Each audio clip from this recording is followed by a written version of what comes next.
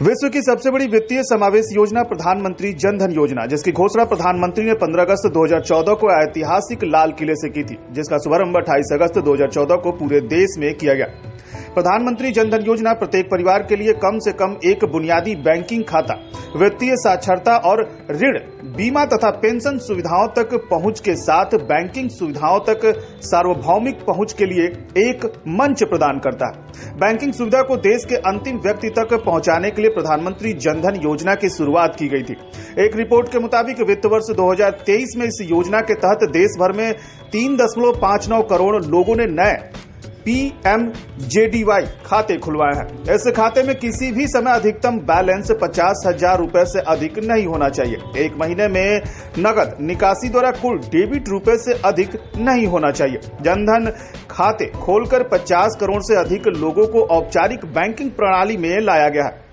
इन खातों में लगभग 55.5% खाते महिलाओं के हैं और 67% खाते ग्रामीण अर्ध शहरी क्षेत्रों में खोले गए हैं। इस योजना के तहत अकाउंट खोलने वाले लोगों को कई बड़ी सुविधाएं मिलती है।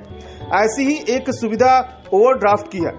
इस तरह के अकाउंट होल्डर को शर्तों के साथ 10,000 रुपए की ओवरड्राफ्ट सुविधा भी दी जाती है।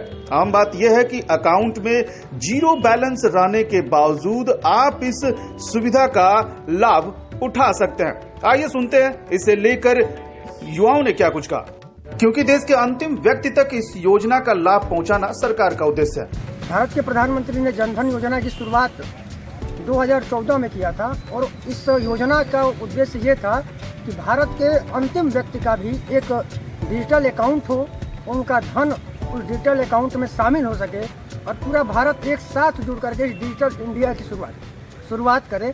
ऐसी योजना को लेकर के, ऐसे सपने को लेकर के भारत सरकार ने, आदरणीय प्रधानमंत्री नरेंद्र मोदी ने इसकी शुरुआत की थी, जो आज करोड़ों लोगों का इस जनधन अकाउंट के अंतर्गत सबका खाता खुला भी है और सब यह खाता का उद्देश्य ये है, जीरो बैलेंस से खुल रहा है और करोड़ लोगों ने इसका फायदा उठाया है। पहला इसमें है कि ग्रामीण तबके के जो लोग हैं, खासकर जो महिला वर्ग है, उनको बैंक प्रणाली से सीधे जोड़ने का एक प्रयास है।